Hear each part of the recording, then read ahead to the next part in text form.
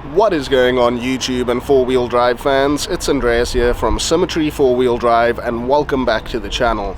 Now in today's video we are going to be testing out the new suspension setup on the 80 Series LandCruiser.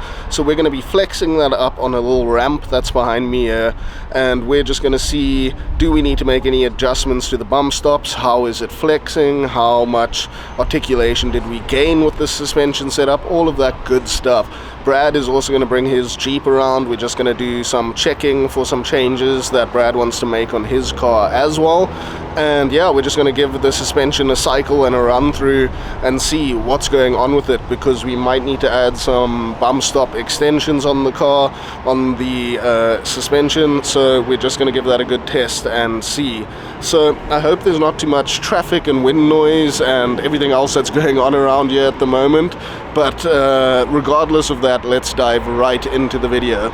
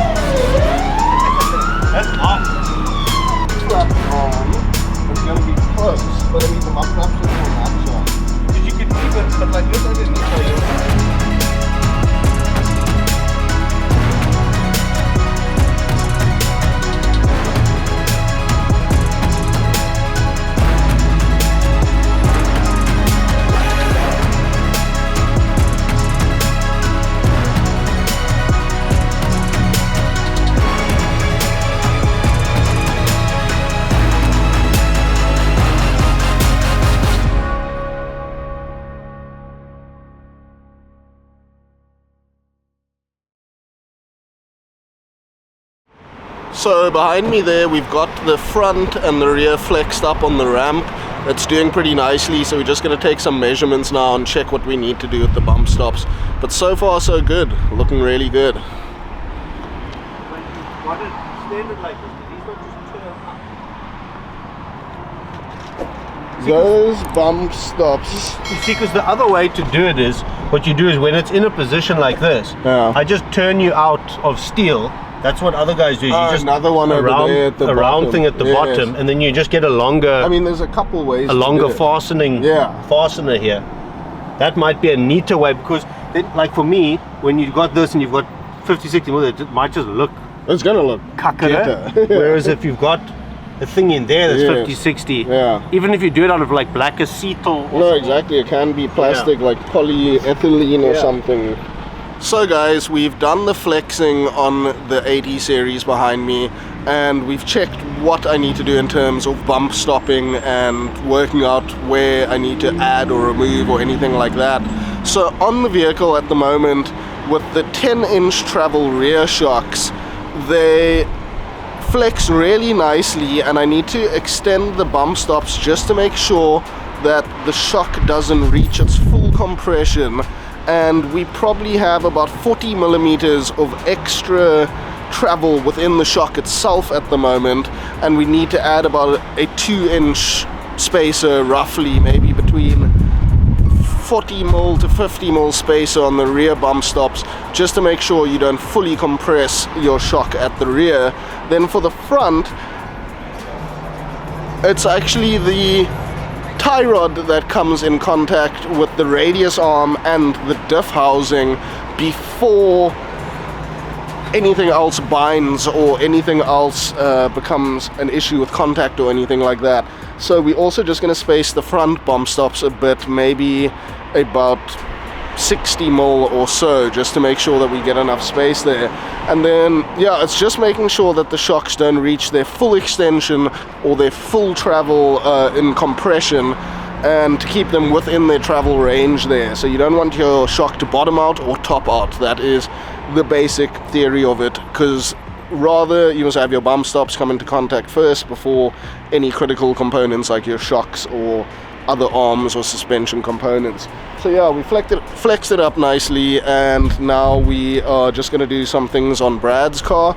I'll also just quickly shoot a bit of footage of him flexing up, and basically we're done. I think next up we'll do a full review of how the Superior Engineering suspension has been treating me so far.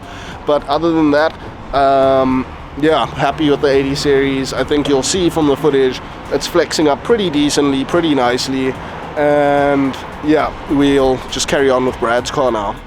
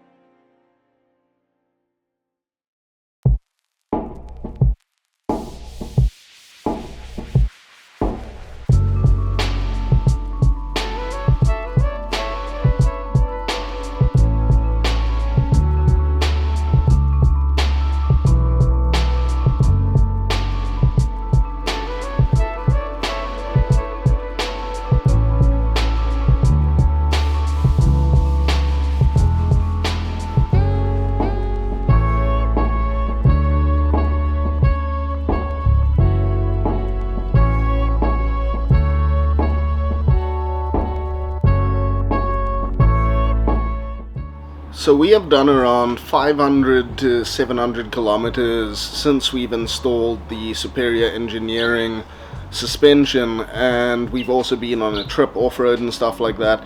So now is as good a time as any, and it's highly recommended to go over all of the suspension bolts and components that you installed and just torque them up to spec again if anything has got loose, or just to check that everything is back up to its proper torque spec.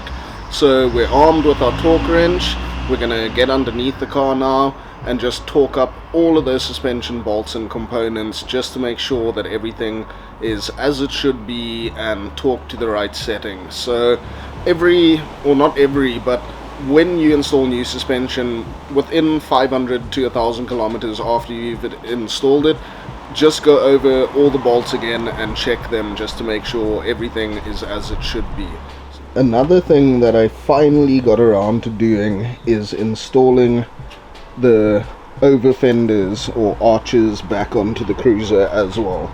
So the mud flaps at the rear and the arches again.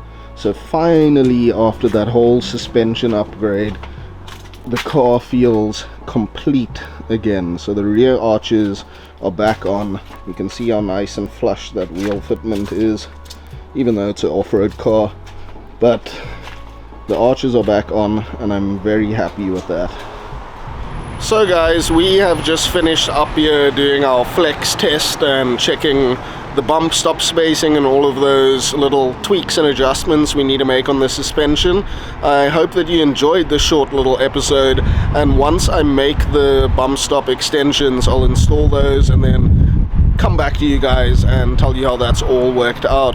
So until the next one, hope you liked this video and enjoyed it, and if you did, please consider subscribing to the channel, give the video a thumbs up, and we'll catch you again in the next one. Cheers.